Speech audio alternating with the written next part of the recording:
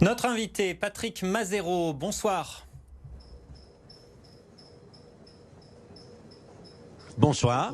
Merci beaucoup d'être avec nous sur BFM Lyon. Vous êtes en duplex depuis l'une de vos salles de sport à Lyon. Je rappelle que vous êtes PDG, fondateur de l'Apart Fitness. Les salles de sport qui vont donc faire partie des établissements qui seront concernés par le pass sanitaire à partir de ce mercredi pour tenter de freiner la quatrième vague. Tout simplement, concrètement, comment ça va se passer dans vos salles de sport, l'application du pass sanitaire? Va falloir filtrer les entrées. Est-ce que vous êtes prêts pour ça? Alors ça va être en fait excessivement simple. C'est vrai que ça paraît compliqué, ça fait toujours un petit peu peur, mais déjà à l'Apart Fitness, on est ravis depuis le 9 juin d'avoir pu réouvrir nos salles et d'avoir pu aider toutes les personnes qui avaient été confinées à refaire du sport. Donc il ne faut surtout pas que les gens soient inquiets. On est équipé à l'intérieur de nos établissements pour que les gens présentent leur téléphone portable ou une attestation avec un test PCR négatif de moins de 48 heures ou un test positif de plus de 11 jours qui dit qu'ils ont eu le Covid, donc ils sont immunisés et ils ne sont plus contagieux, ou alors qu'ils ont fait le vaccin. Donc il y en a vraiment ces trois solutions.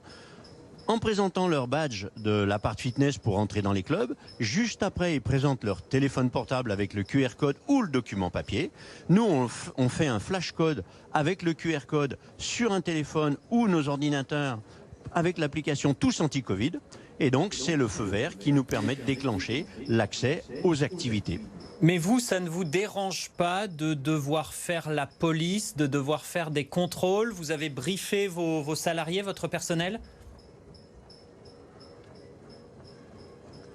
Alors, c'est surprenant de nous transférer une responsabilité d'une décision d'un gouvernement par l'application de ces décrets via des salariés qui ne sont pas habilités ou qui ne sont pas dans leur cadre de contrat de travail. En revanche, l'intégralité de nos équipes, nos coachs, nos commerciaux, nos hôtesses d'accueil, tous sont motivés par le sourire aux lèvres de nos adhérents qui refont du sport et n'ont qu'une envie, c'est d'aller le plus vite possible grâce à la vaccinologie massive à une phase où la pandémie sera derrière nous pour retrouver une liberté d'action, de mouvement et d'entraînement de sport dans les clubs L'Apart qui permettra enfin d'avoir tourné la page. Mais après les mois de fermeture que vous avez connus, vous, les salles de sport, ce pass sanitaire, ces nouvelles contraintes sanitaires qui vous sont imposées, c'est pas un nouveau coup dur? Ça ne va pas freiner, selon vous, la fréquentation de vos salles de sport, puisqu'il faudra faire le test ou alors avoir eu son vaccin? Vous pensez pas que ça va être une barrière, un frein pour la fréquentation? Je pense, et moi je ne veux pas rentrer dans le jugement politique du bien fondé ou pas du vaccin.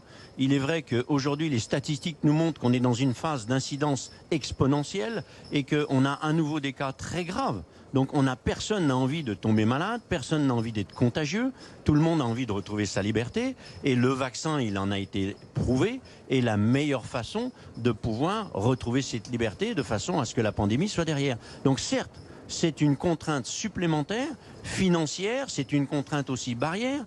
Il va falloir qu'on utilise du personnel, entre guillemets, qui est en sous-effectif parce qu'on est dans les périodes de vacances, donc les gens sont en congé, pour pouvoir discuter, expliquer ce dont on est en train de parler ensemble aux adhérents, le bien fondé de cette motivation-là, convaincre des gens qui ont payé un abonnement que finalement le pass sanitaire c'est pour leur bien et c'est pas pour une opération négative et que très vite grâce à ça on pourra avancer. En revanche, économiquement c'est une catastrophe puisqu'on a perdu le secteur tout entier. Je suis vice-président du syndicat France Active et FENA-PEL. On a perdu 50% de notre chiffre d'affaires. On a réouvert en juillet-août avec une pleine 100% de nos charges fixes, les salaires, les charges sociales, il n'y a plus de chômage partiel, on paye nos loyers, on paye tout.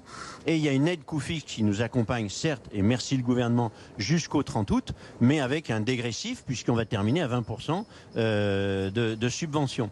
Donc, on a convenu avec le gouvernement de se revoir fin août, de façon à faire valider que la mise en place du pass sanitaire a permis d'endiguer cette pandémie. Et à partir du moment où la pandémie sera endiguée, où tout le monde aura vraiment respecté cette notion de pass sanitaire pour sa propre sécurité et la sécurité des autres, eh bien le taux d'incidence en rediminuant va permettre à tout le monde de retrouver une vraie liberté. Donc ce que vous nous dites, Patrick Mazero, ce que vous nous dites, c'est que vous avez de la bonne volonté, vous allez jouer le jeu, même si économiquement c'est un peu la cata pour vous, et vous appelez vos adhérents à jouer le jeu, à faire l'effort d'aller faire un test avant d'aller pouvoir courir sur les tapis, c'est ça ? Oui, on leur demande un geste de solidarité, un geste positif, un geste social et civique dans leur intérêt pour qu'ils puissent s'entraîner avec nos coachs. Et on a déjà des résultats extraordinaires sur la reprise d'entraînement depuis le 9 juin. Tous les adhérents qui ont repris le sport dans des conditions très acceptables, avec juste le masque pour la circulation, mais pas de masque pour faire de l'activité physique. Vous les voyez derrière sur les tapis, les gens sont heureux. Eh bien, on voudrait vraiment que ce bonheur-là soit contagieux et que tous nos adhérents ne prennent ça pas comme une sanction, mais comme une étape intermédiaire pour accéder enfin à la liberté. Depuis la réouverture de vos salles, il y a toujours autant d'abonnés, il y a toujours autant d'adhérents, ou depuis la réouverture il y a quelques semaines, il y a quand même une baisse de la fréquentation qui risque de s'aggraver? Alors, on ne va pas se mentir. Pendant le Covid, je vous l'ai dit, le marché a perdu entre 40 et 50% de ses adhérents, donc de son chiffre d'affaires. C'est-à-dire qu'il y a entre 3 et 4 millions de Français qui sont privés de sport depuis 9 mois. Sachant que le marché français, c'est entre 8 et 10 millions de Français. Et nous, la Part Fitness, c'est plus de 140 000 adhérents pré-Covid. On a perdu tous à peu près la moitié. Donc déjà, naturellement, les mois d'été, en juillet, août, sont très faibles en fréquentation parce que les gens sont en vacances, ils font de la outdoor, etc. Donc on a une faible fréquentation. Et là, comme on a une faible fréquentation des vacances, plus une baisse du nombre d'adhérents, comme vous pouvez le voir à la caméra, on n'est jamais en saturation. Donc, sur le plan de la pratique, tout le monde est en sécurité parce qu'il n'y a pas de phénomène de saturation comme on a pu connaître aux heures pleines de 18h ou de midi dans des gros clubs.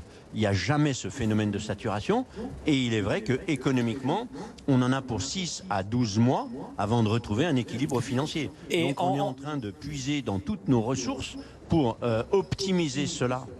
En deux mots, est-ce que vous ne pensez pas qu'avec ces nouvelles restrictions, il y a certaines salles de sport qui vont dire « bon nous on préfère refermer parce que ça ne vaut pas le coup économiquement ». Alors je pense malheureusement pas, enfin vous avez raison, elles vont pas préférer refermer, elles n'auront pas le choix.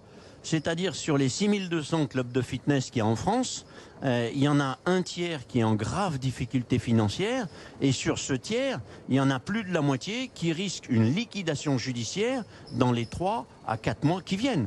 Ils ne pourront pas faire face à leurs obligations de trésorerie, avec une trésorerie très basse.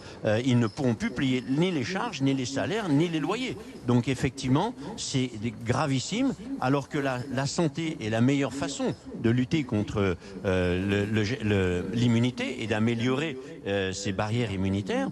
Et il faut absolument que le gouvernement prenne conscience que tous les efforts qui ont été faits jusqu'à maintenant grâce au chômage partiel, au PGE et au Fonds de solidarité, on ait un accompagnement dans les 6 prochains mois qui nous permettront à tous, gouvernement, clubs et adhérents, d'avoir le retour sur investissement. La patience des adhérents et la solidarité, l'effort financier du gouvernement et puis le challenge des chefs d'entreprise dont on fait partie. Dernière question en quelques secondes, s'il vous plaît, Patrick Mazero. Sous la pression du Conseil d'État, le gouvernement a revu sa copie pour les amendes que risqueront les établissements qui seront soumis au pass sanitaire. 1 500 €, 9 000 en cas de récidive. Vous allez craindre des contrôles quand même?